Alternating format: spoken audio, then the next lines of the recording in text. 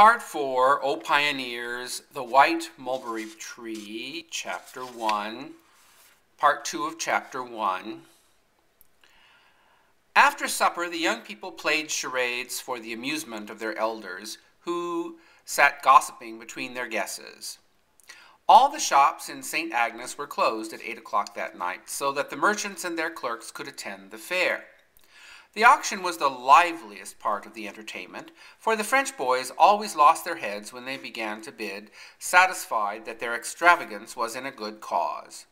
After all the pincushions and sofa pillows and embroidered slippers were sold, Emile precipitated a panic by taking out one of his turquoise shirt studs, which everyone had been admiring, and handing it to the auctioneer. All the French girls clamored for it, and their sweethearts bid against each other recklessly. Marie wanted it too, and she kept making signals to Frank, which he took a sour pleasure in disregarding. He didn't see the use of making a fuss over a fellow just because he was dressed like a clown. When the turquoise went to Malvina Sauvage, the French banker's daughter, Marie shrugged her shoulders and betook herself to her little tent of shawls, where she began to shuffle her cards by the light of a tallow candle, calling out, "Fortunes, fortunes!" The young priest, Father Duquesne, went first to have his fortune read. Marie took his long white hand, looked at it, and then began to run off her cards. "I see a long journey across water for you, Father. You will go to a town all cut up by water, built on islands, it seems to be, with rivers and green fields all about. And you will visit an old lady with a white cap and gold hoops in her ears, and you will be very happy there." "Mais oui," said the priest, with a melancholy smile. C'est l'île Adam chez ma mère. Vous êtes très savante, ma fille." He patted her yellow turban, calling, venez donc, mes garçons. Il y a ici une véritable clairvoyante." Marie was clever at fortune-telling, indulging in a light irony that amused the crowd. She told old Bruno, the miser, that he would lose all his money, marry a girl of 16, and live happily on a crust. Scholt, the fat Russian boy who lived for his stomach, was to be disappointed in love, grow thin, and shoot himself from despondency. Amédée was to have 20 children, and 19 of them were to be girls. Amédée slapped Frank on the back and asked him why he didn't see what the fortune-teller would promise him. But Frank shook off his friendly hand and grunted, "She tell my fortune long ago, bad enough." Then he withdrew to a corner and sat glowering at his wife. Frank's case was all the more painful because he had no one in particular to fix his jealousy upon. Sometimes he could have thanked the man who would bring him evidence against his wife. He had discharged a good farm boy, Jan Smirka, because he thought Marie was fond of him, but she had not seemed to miss Jan when he was gone, and she had been just as kind to the next boy. The farm hands would always do anything for Marie. Frank couldn't find one so surly that he would not make an effort to please her. At the bottom of his heart, Frank knew well enough that if he could once give up his grudge, his wife would come back to him. But he could never in the world do that. The grudge was fundamental. Perhaps he could not have given it up if he had tried. Perhaps he got more satisfaction out of feeling himself abused than he would have got out of being loved. If he could have once made Marie thoroughly unhappy, he might have relented and raised her from the dust. But she had never humbled herself. In the first days of their love, she had been his slave. She had admired him abandonedly.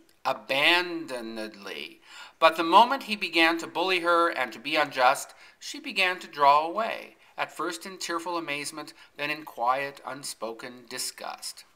The distance between them had widened and hardened. It no longer contracted and brought them suddenly together. The spark of her life went somewhere else, and he was always watching to surprise it. He knew that somewhere she must get a feeling to live upon, for she was not a woman who could live without loving. He wanted to prove to himself the wrong he felt. What did she hide in her heart? Where did it go? Even Frank had his churlish delicacies. He never reminded her of how much she had once loved him. For that, Marie was grateful to him. While Marie was chattering to the French boys, Amédée called Émile to the back of the room and whispered to him that they were going to play a joke on the girls. At 11 o'clock, Amédée was to go up to the switchboard in the vestibule and turn off the electric lights, and every boy would have a chance to kiss his sweetheart before Father Duquesne could find his way up the stairs to turn the current on again. The only difficulty was the candle in Marie's tent. Perhaps, as Émile had no sweetheart, he would oblige the boys by blowing out the candle. Émile said he would undertake to do that. At 5 minutes to 11, he sauntered up to Marie's booth, and the French boys dispersed to find their girls. He leaned over the card table and gave himself up to looking at her. "Do you think you could tell my fortune?" he murmured. It was the first word he had had alone with her for almost a year. "My luck hasn't changed any. It's just the same." Marie had often wondered whether there was anyone else who could look his thoughts to you as Émile could. Let me read that one more time. Marie had often wondered whether there was anyone else who could look his thoughts to you as Émile could. Tonight, when she met his steady, powerful eyes, it was impossible not to feel the sweetness of the dream he was dreaming. It reached her before she could shut it out, and hid itself in her heart. She began to shuffle her cards furiously. "I'm angry with you, Émile," she broke out with petulance. "Why did you give them that lovely blue stone to sell? You might have known Frank wouldn't buy it for me, and I wanted it awfully." Émile laughed shortly. "People who want such little things surely ought to have them," he said dryly. He thrust his hand into the pocket of his velvet trousers and brought out a handful of uncut turquoises as big as marbles. Leaning over the table, he dropped them into her lap. "There, will those do? Be careful, don't let anyone see them. Now I suppose you want me to go away and let you play with them." Marie was gazing in rapture at the soft blue color of the stones. "Oh, Émile, is everything down there beautiful like these? How could you ever come away?" At that instant, Amédée laid hands on the switchboard. There was a shiver and a giggle, and everyone looked toward the red blur that Marie's candle made in the dark. Immediately, that too was gone.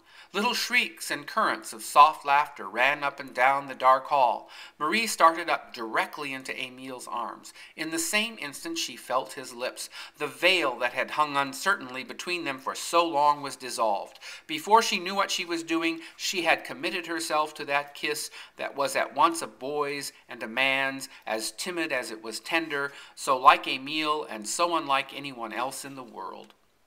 Not until it was over did she realize what it meant, and Émile, who had so often imagined the shock of this first kiss, was surprised at its gentleness and naturalness. It was like a sigh which they had breathed together, almost sorrowful, as if each were afraid of wakening something in the other. When the lights came on again, everybody was laughing and shouting, and all the French girls were rosy and shining with mirth. Only Marie, in her little tent of shawls, was pale and quiet. Under her yellow turban, the red coral pendants swung against white cheeks.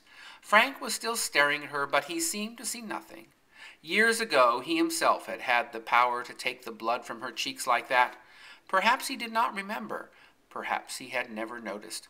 Émile was already at the other end of the hall, walking about with the shoulder motion he had acquired among the Mexicans, studying the floor with his intent, deep-set eyes. Marie began to take down and fold her shawls. She did not glance up again.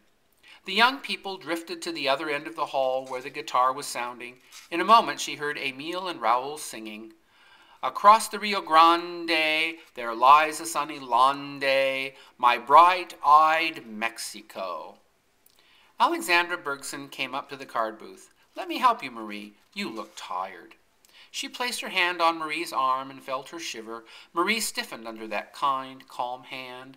Alexandra drew back, perplexed and hurt. There was about Alexandra something of the impervious calm of the fatalist, always disconcerting to very young people who cannot feel that the heart lives at all unless it is still at the mercy of storms, unless its strings can scream to the touch of pain.